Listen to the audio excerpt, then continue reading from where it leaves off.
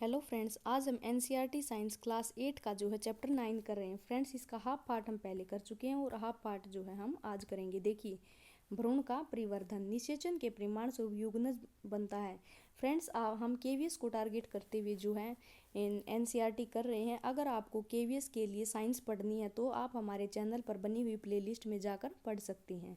Science के total 25 chapter जो है केवीएस में पूछे जाएंगे, जो कि हम कंटिन्यू सीरीज में कर रहे हैं। तो आप ये सब पढ़ने के लिए चैनल की प्लेलिस्ट में जा सकते हैं।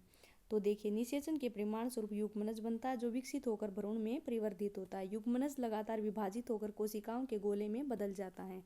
तत्पश्चात कोशिकाएं समूहीकृत होने लगती हैं तथा विभिन्न ऊतकों और अंगों में परिवर्तित हो जाती हैं। इस विकसित होती हुई संरचना को भ्रूण कहते हैं। भ्रूण गर्भाशय की दीवार में रोपित होकर विकसित होता रहता है। गर्भाशय में भ्रूण का निरंतर विकास होता रहता है। धीरे धीरे ये शारीरिक अंग जैसे कि हाथ पैर जो इसके बनने लगती है। ये देखिए, चित्र में दिखाया गया है। ये गर्भाशय है, ये रोपित भ्रूण है, ये युग्मनज है और ये अंडोत्सर्ग है और ये अंडाशय है।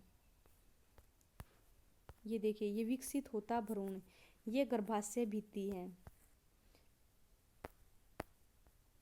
सिर, आंखों, कान इत्यादि जो है विकसित हो जाते। भ्रूण की वह अवस्था जिसमें सभी शारीरिक अंगों की पहचान हो सके गर्भ कहलाते। ये देखिए, ये गर्भ, जब गर्भ का विकास पूरा हो जाता तो माँ नवजात शिशु को जन्म देती है। ये गर्भाशय में जो है भ्रूण दिखाया गया है। मुर्गी में भी आंतरिक निषेचन होता है, परंतु क्या मनुष्य और गाय की तरह मुर्गी भी बच्चों को जन्म देती है। आप जानते ही हैं कि मुर्गी बच्चों को जन्म नहीं देती। तब चूजे कैसे जन्म देते हैं, आइए पता लगाएं। निषेचन के फौरन बाद युग्मनज लगातार विभाजित होता रहता है और अंडवाहिनी में नीचे की ओर बढ़ता रहता है। इसके नीचे बढ़ने के साथ साथ इस पर सुरक्षित परत चढ़ती जाती है।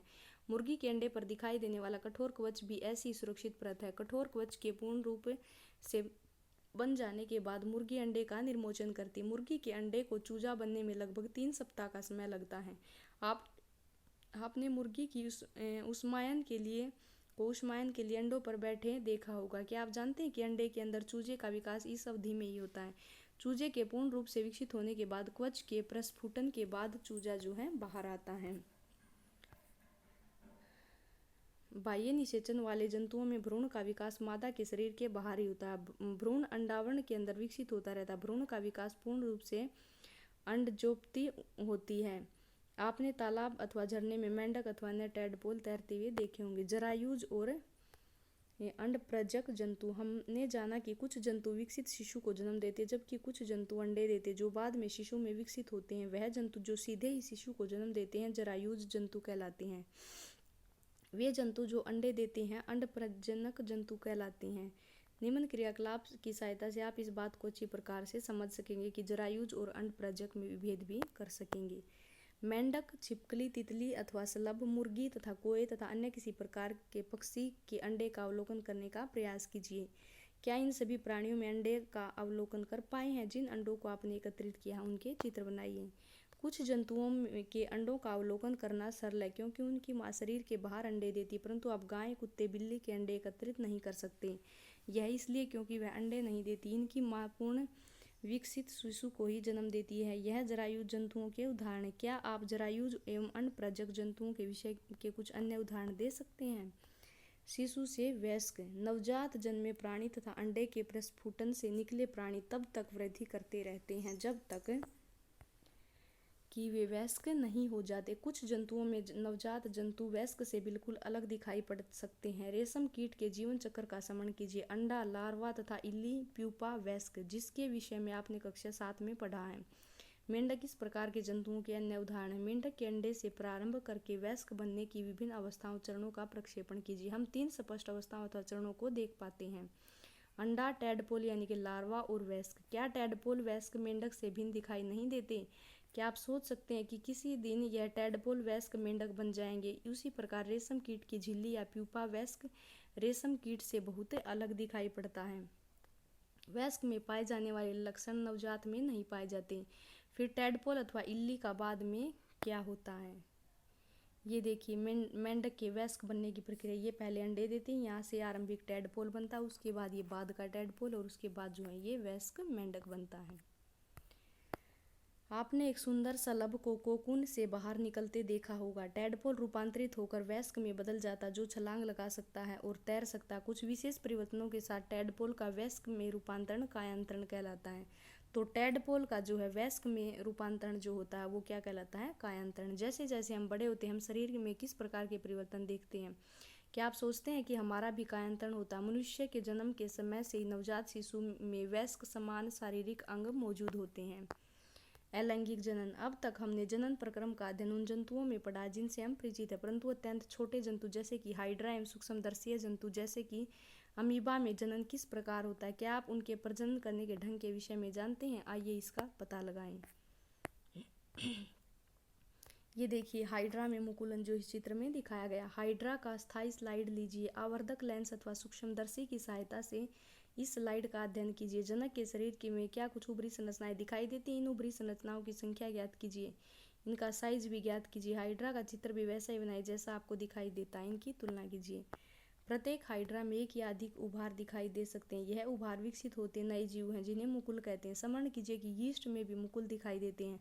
हाइड्रा में भी एक एकल जनक के निकलने वाले उद्रव से नए जीव का विकास होता है। इस प्रकार के जनन को, जिसमें केवल एक ही जनक नए जीव को जन्म देता है, अलैंगिक जनन कहते हैं। हाइड्रा में मुकुल से नया जीव विकसित होता है, इसलिए इस प्रकार के जनन को मुकुलन कहते हैं। अलैंगिक जनन की अन्य विधि अमीबा में दिखाई देती है। आइए देखें यह कैसे होता है। आप अमीबा की संरचना के विषय में पढ़ चुके हैं। आपको समझ होगा कि अमीबा एक कोशिका होता है। इसमें केंद्रक के दो भागों में विभाजन से जनन क्रिया प्रारंभ होती है। इसके बाद कोशिका भी दो भागों में बंट जाती है, जिसके प्रत्येक भाग में केंद्रक होता है। परिणाम स्वरूप एक जनक से दो अमीबा बनते हैं। इस प्रकार के अलैंगिक जनन को, जिसमें जीव विभाजित होकर दो संतति उत्पन्न करते हैं, द्विखंड कहलाता है। मुकुलन एवं द्विखंडन के अतिरिक्त कुछ अन्य विधियां भी जिनके द्वारा एकल जीव संतति जीवों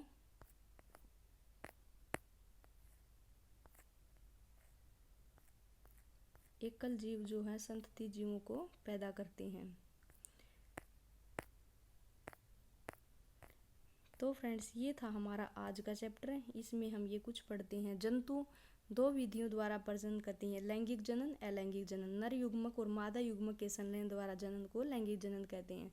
अंडाशय, अंडवाहिनी एवं गर्भाशय मादा के जनन अंग है। नर के जननांग वृषण, शुक्राणु, नली एवं सीसन। अंडाशय मादा युग्मक उत्पन्न करते हैं जिसे अंडाणु अथवा अंड कोशिका कहते हैं। वृषण नर युग्मक उत्पन्न करते हैं, शुक्राणु कहते हैं। अंडाणु एवं शुक्राणु का संलयन निषेचन कहलाता है। निषेचित अंडा युग्मनज कहलाता है। मादा के शरीर के अंदर होने वाले निषेचन को आंतरिक निषेचन कहते हैं। यह मनुष्य एवं अन्य जंतुओं जैसे कि मुर्गी, गाय, कुत्ते इत्यादि में होता है। वह निषेचन जो मादा के शरीर से बाहर होता है बाह्य निषेचन कहलाता है। यह मेंढक, मछली, स्टारफिश इत्यादि में दिखाई देता है। युग्मनज के में अनेक विभाजित होते तथा भ्रूण बनाता है। भ्रूण गर्भाशय की दीवार में स्थापित होता है जहाँ उसकी वृद्धि एवं परिवर्धन होता है। भ्रूण की वह अवस्था जिसमें उसके सभी शारीरिक भाग विकसित होकर पहचान योग्य हो जाते तो उसे गर्भ कहते हैं। मनुष्य, गाय एवं कुत्ते जैसे जंतु जो शिशु को जन्म देते हैं उन्हें जरायुज कहते हैं।